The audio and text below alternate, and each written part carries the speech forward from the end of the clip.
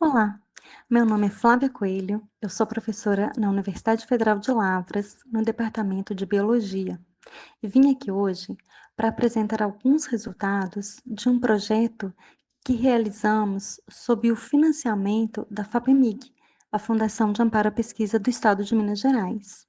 O número do projeto é APQ 013 47-22. Vocês sabiam que existe um grupo de micro-organismos chamado cianobactérias? Elas são aparentadas das bactérias, mas realizam a fotossíntese, assim como as plantas. Elas liberam o oxigênio para a atmosfera.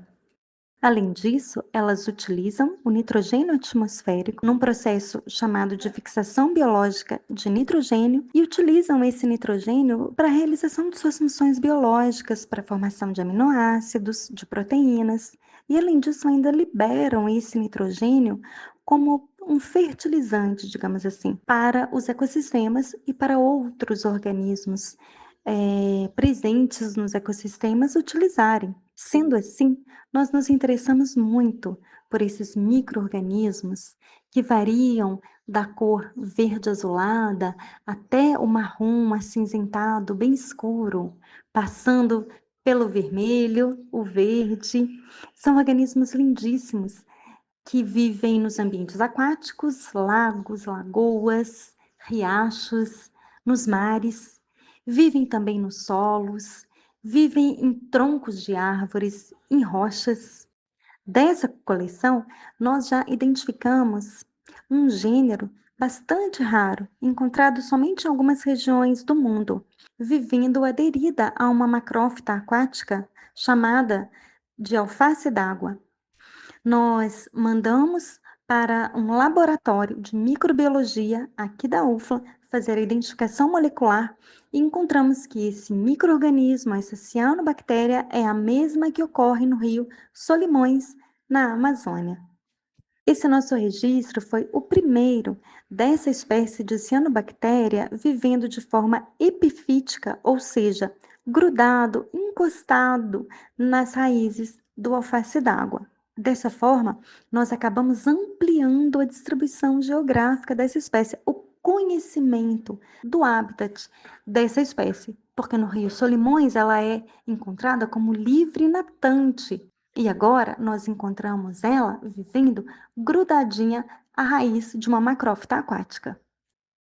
E para verificar se existe algum efeito das cianobactérias nas macrófitas, nós realizamos dois experimentos. Um com a samambaia aquática Salvinia auriculata, a orelha de onça, e outro com a Picha stratiotes, o alface d'água. São plantas que crescem vigorosamente nos ambientes aquáticos, se espalham com muita facilidade. E daí nós resolvemos estudar como essas cianobactérias que vivem aderidas às suas raízes podem afetar esse crescimento, se é que afetam, né? Nós lavamos essas plantas, limpamos, retiramos os micro-organismos que estavam aderidos nas raízes e mantivemos essas plantas num período chamado de aclimatação, para que não houvesse contaminação por outros organismos. E, após isso, nós inoculamos duas linhagens de cianobactérias nessas plantas. As linhagens que nós inoculamos foram Desmonostoc ufla 12 e Cromberge amazonensis ufla 01. Nós inoculamos essas duas linhagens nessas duas espécies de macrófitas aquáticas. E nós observamos que a linhagem Desmonostoc, a qual já havia sido isolada justamente das raízes de Salvinia auriculata, fez com que ela se reproduzisse muito mais. Ela se espalhou com muito vigor, muito mais do que na presença de Crombergia ou sem nenhuma outra cianobactéria. Isso nos mostra que essa linhagem de cianobactéria pode sim servir como um biofertilizante para essa planta. E pode ser mais um dos fatores que nos explique o motivo do crescimento vigoroso dessa planta em muitos ambientes aquáticos. Existem sim fatores como excesso de nitrogênio e fósforo nos ambientes aquáticos e outros fatores que favorecem o crescimento dessa macrófita.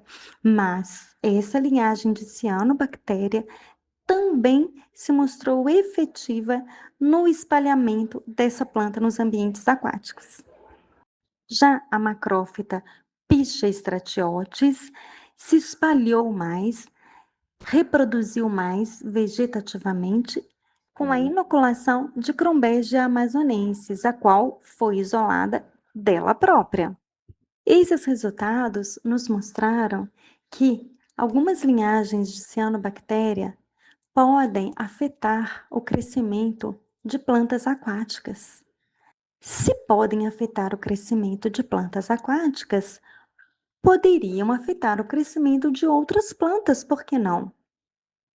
Sendo assim, com este trabalho, nós sugerimos que cianobactérias, devido a esse processo chamado de fixação biológica de nitrogênio, podem sim servir como biofertilizantes para muitas plantas.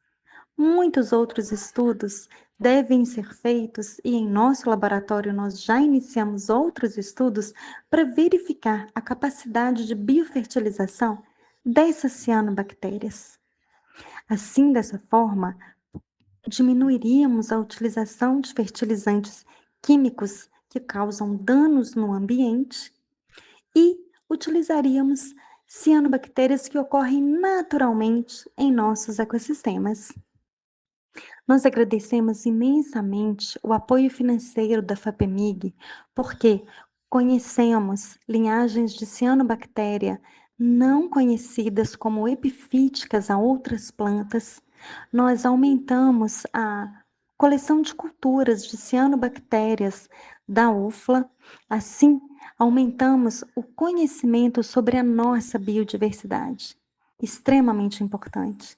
E, além disso, estudamos relações ecológicas de associação de micro-organismos com outras plantas.